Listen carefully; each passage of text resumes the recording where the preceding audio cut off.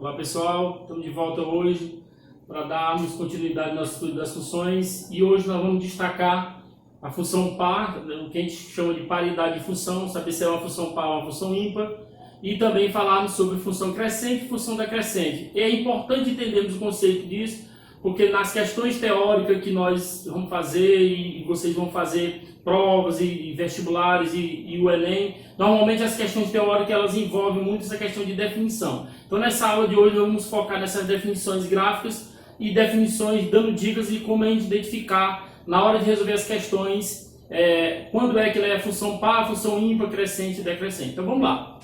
Então o que é uma paridade de função? Nós temos dois tipos de paridade de função. Nós precisamos saber se uma função ela é uma função par ou se a classificação dessa função ela é uma função ímpar. Não necessariamente ela está relacionada exclusivamente a número par e número ímpar, que nós não estamos falando de numeração par e nem numeração ímpar. Nós estamos falando de função. Então o que é a função? Então nós temos o seguinte, essa simbologia quer dizer para todo x pertencente aos reais, isso aqui quer dizer para todo, né?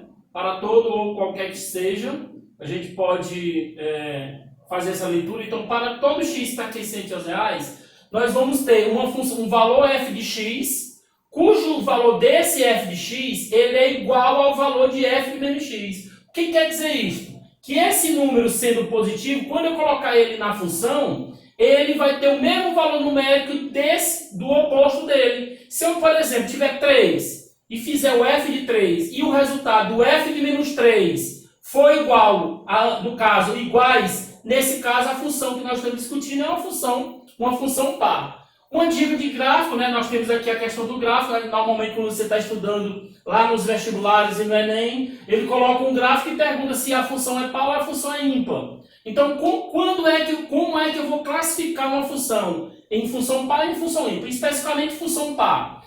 Se eu tenho elemento positivo e elemento negativo e os valores de ambos são o mesmo, né, o valor da função, então vamos imaginar que eu pegue aqui um valor x negativo desse lado, aqui nós temos o eixo do x, vamos imaginar que eu pegue aqui menos 2. E desse lado de cá eu pegue o oposto de menos 2, que é justamente o oposto de menos x é mais x. Vamos pegar o oposto dele do outro lado, que é o 2. Veja que quando eu projeto a sua imagem no eixo do y, veja que eles representam o mesmo número. Então fica estabelecido que o f de 2 ele tem o mesmo valor numérico do que o f de menos 2. Ou seja, qual é a dica que vocês têm que estar ligados na hora da prova do Enem, do vestibular ou na hora da resolução de exercícios?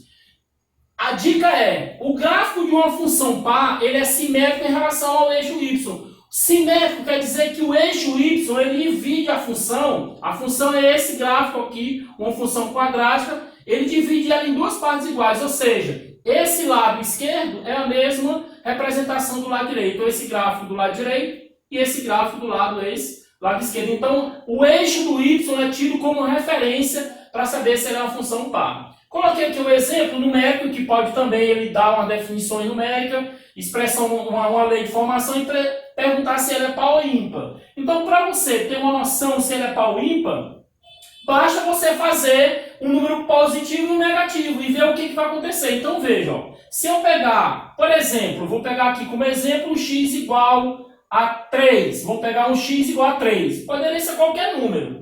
Então, eu vou pegar um x igual a 3 e também vou pegar o oposto dele, o menos 3. Vamos colocar esses dois valores aqui na função e ver o que acontece. Vamos pegar primeiro o f de 3. f de 3 vai ficar 3 vezes. No lugar do x, eu vou colocar 3. 3 elevado a 2 vai ser igual a 3. Aí, resolve a primeira potência, 3 elevado a 2 dá 9. 3 vezes 9 dá 27. Muito bem. Vou agora calcular o oposto de mais 3. Menos 3. Então, aqui vai ficar 3 vezes menos 3 elevado a 2. Menos 3 elevado a 2 é 9. Multiplicado por quanto? Por 3. 3 vezes 9 dá o quê? 27. Então, o que você observa?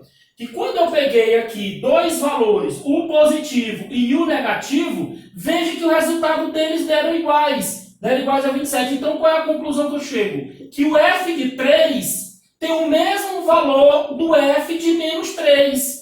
Ou seja, o valor daqui é 27 que é igual ao valor daqui também, que é 27. Então, esta função ela é tida como uma função par. Então, vamos ver quando é que uma função ela é ímpar, né? Para a gente também fazer a diferença entre uma e outra.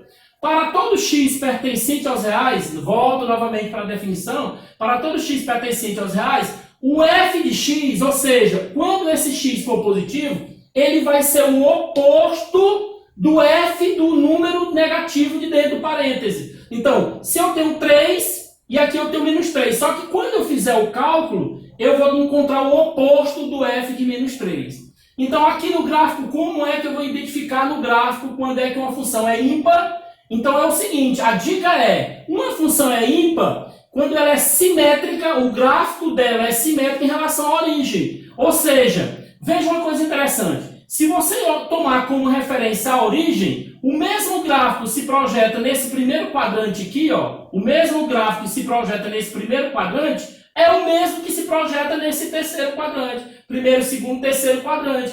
Então, ele é simétrico em relação à origem. Em relação ao eixo y, é a função par. Em relação ao eixo, a origem, é a função ímpar. Poderia também ser aqui, ó. Poderia ter isso aqui, nesse modo, ó. Poderia ter em relação à simetria, em relação a quem? Ao segundo e o quarto quadrante. Então, veja que é uma dica interessante quanto à questão do gráfico. Função ímpar é simétrica em relação à origem. Coloquei aqui um exemplo numérico, uma expressão, uma lei de formação, para verificarmos se de fato ocorre isso aqui. O que eu vou fazer? Vou tomar como exemplo os mesmos números que eu peguei anteriormente. O 3, vou pegar o 2, né? Vamos mudar aqui, vamos pegar um 2 e vamos pegar o menos 2. Então veja que eu peguei um positivo, que é o x positivo, e um negativo, que é o x negativo, logicamente. Então vamos ver o que acontece quando eu colocar nessa função o 2. Então vai ficar, ó, f de 2 vai ficar 5 vezes 2, que vai ser igual a quanto? Nosso f de 2. 5 vezes 2 dá 10. Pronto, encontrei aqui o meu f de 2, que foi 10, né? O valor numérico 10. Vamos calcular agora o f de menos 2, que é justamente o oposto de 2. Para ver o que acontece. 5 vezes menos 2, nós vamos ter o que, gente? Ó, f de menos 2 é igual a quanto? 5 vezes menos 2 dá menos 10. Aí o que você observa? A observação é a seguinte, ó, olha como é interessante. Observe que o f de 2, ele é igual ao oposto do f de menos 2. Ó, o f de 2 não deu 10? Quem é o oposto do f de menos 2? É menos 10. Então veja que aqui nesse caso, nós temos um número positivo, um número negativo, só que quando fizemos o resultado, um deu o oposto do outro. Ó, o oposto de mais 10, menos 10. Dica geral, quando você fizer o cálculo da função par, os dois têm que ser iguais. Quando você fizer o valor numérico da função ímpar, um é o oposto do outro. Então fica a dica bem interessante para na hora de fazer a análise da função ímpar e da função par. Muito bem, dando continuidade ao nosso estudo das funções, vamos falar da função crescente e falar da função decrescente. Quando é que você vai ter uma função crescente? Fácil de entender na hora do gráfico. O gráfico ele tende a crescer na sua interpretação. E na decrescente ela tende a diminuir em relação aos valores. Só que é necessário que você entenda a dinâmica ou o processo desse gráfico para não se atrapalhar na hora de classificação. Então eu tenho uma função dos reais para os reais, domínio e contradomínio, e imagem, logicamente. Eu vou considerar dois números reais, x1 e x2. x1 e x2. Obrigatoriamente, o x1 tem que ser menor que o x2. Ó. O x1 é menor que o x2. Professor, como é que eu sei que o x1 é menor que o x2? Porque o x1 está à esquerda do x2. Então, todo número que está à esquerda do outro ele é menor. Então, veja que esse número, observe que o que está acontecendo com esse número. O x1 é menor que o x2 e ele está aumentando nesse sentido.